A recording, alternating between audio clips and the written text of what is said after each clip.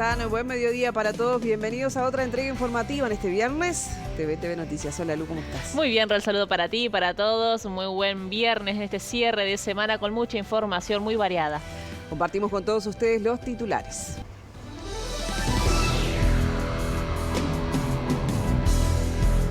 La bancada de la coalición resolvió mantener la interpelación a la ministra de Salud Pública a pesar de que el presidente de ACE renunció a su actividad privada, móvil en vivo. Continúa el paro de maestros en Montevideo. Las autoridades de ANEP y del Ministerio del Interior convocaron a una conferencia en el marco de la violencia en los centros educativos. En el pulso de la semana analizamos los delitos que podrían aplicarse en el caso de la agresión en la escuela 123, la resolución de la JUTEP y los ribetes políticos en el caso Danza y los cruces entre el gobierno y la oposición. Este fin de semana se disputa la fecha 15 del torneo Clausura, todas las novedades del deporte con Juan Pablo Tamborín.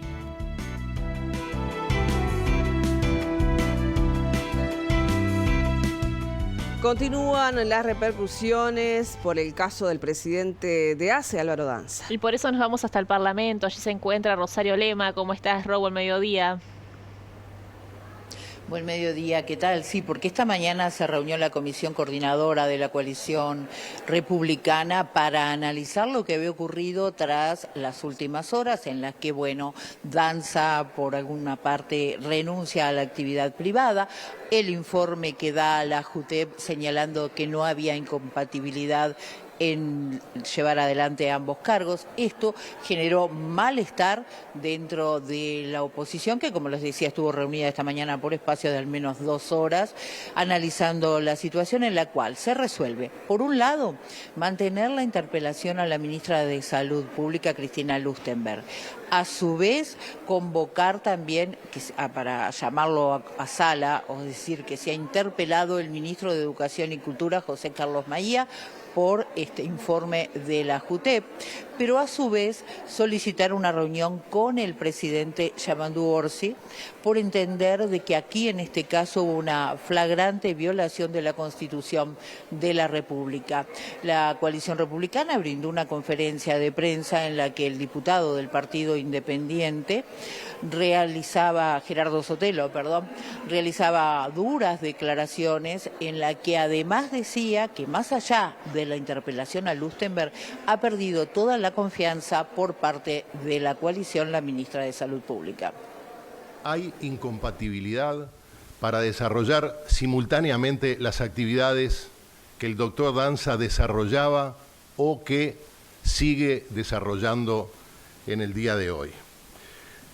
Hay también falta de transparencia por parte de la ministra, que nos dijo hasta ahora que nada impedía que él se desempeñara en 4, 5 o 6 trabajos simultáneamente, y ayer, diciendo que estaban esperando por el informe de la JUTEP, nos dice que le pidió que renunciara a sus actividades privadas para que se dedicara exclusivamente a la presidencia de ACE.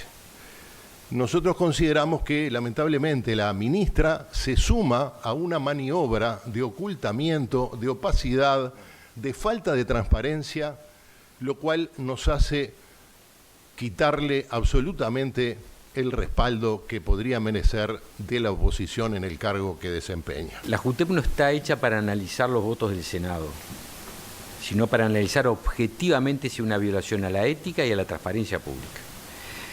La sala de abogados de la JUTEP le dice a la JUTEP que había incompatibilidad flagrante con la Constitución de la República en lo que estaba haciendo el doctor Danza.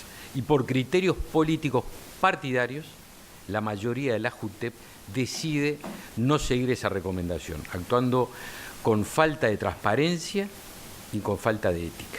Y por lo tanto, los argumentos que busque la mayoría de la JUTEP para tratar de excusar su falta de apego a la ley no pueden ser considerados.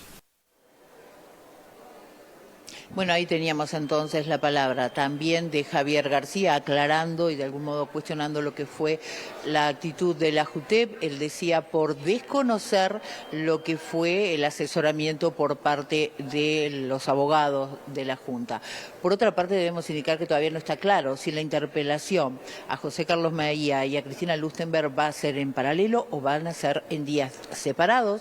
Tampoco se ha definido qué Cámara la va a llevar adelante a este llamado a sala. Por otra parte, Previo a esa conferencia de prensa, quien habló fue el senador Daniel Cayani del Frente Amplio, que estimaba que la interpelación a la ministra Cristina Lustenberg se iba a suspender en virtud de la resolución adoptada por el propio presidente de ACE, Álvaro Danza, y a su vez decía que si eso no ocurría, es decir, si no se desactivaba esta interpelación, él entendía de que había una persecución política hacia Danza.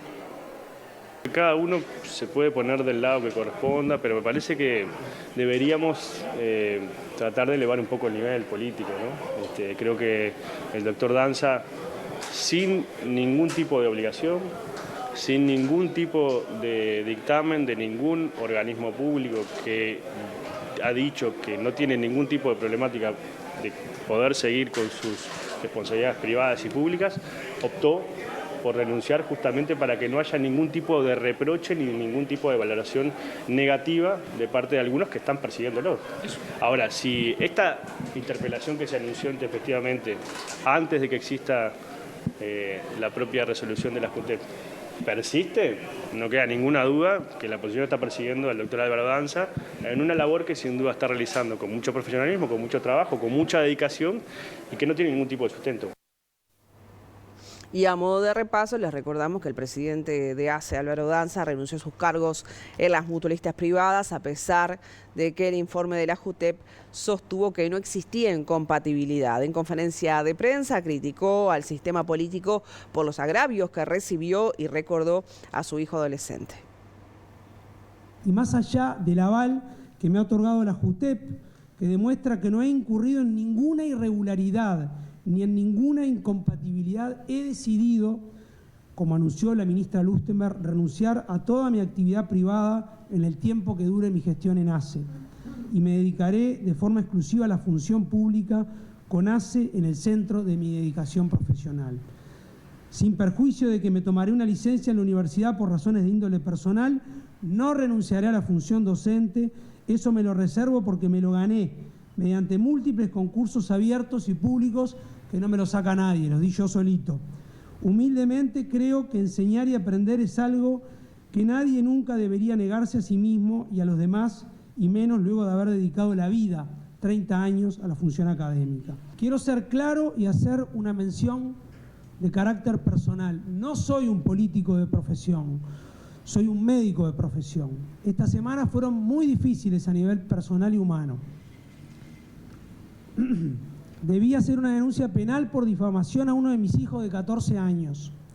Eso no salió por generación espontánea, sino porque hay políticos, eso sí de carrera, que han caído en el agravio inescrupuloso y en el hostigamiento cruel que hace que otros lo canalicen con calumnias y con infamias incalificables.